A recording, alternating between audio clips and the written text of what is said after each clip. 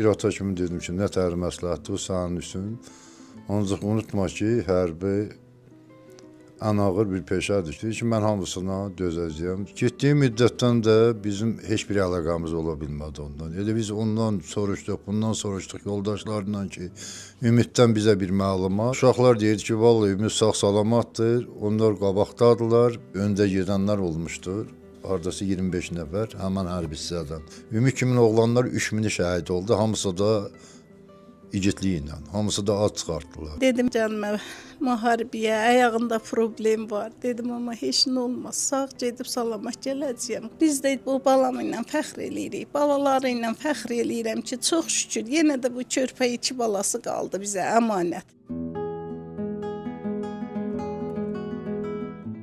Biz 6 il ailəli olduq. 6 ili mən elə gözəl yaşadım ki, mən bəlkə də bundan sonra 10 ildə, 20 ildə, 30 ildə yaşasaydım, yəni mən elə bilirəm ki, 6 il mənə bəs elədi. Oktyabrın 24-də zəng elədi mənə, hazırlaşın, gəlirəm, gedək şəhərə. Mən də həmin günü əlimdə işim var idi. Düzdür, hava da həqiqətən o qədər soyuq idi ki, qalsın sabah, yəni 6 bazar evdə olan günü gedərik. Demək bunun yəni planı var, sabah müharibəyə gedəcək, amma bizə heç nə demir. Dedi, yox, yəni getməliyik də, yəni bu gün gedək, uşaqlara gəzdirək. Mən uşaqlara söz vermişəm. O bizim son görüşümüz idi. Döyüşə gedərkən mənə demişdi ki, anavı, bacı qəşəng bax, onları qoru.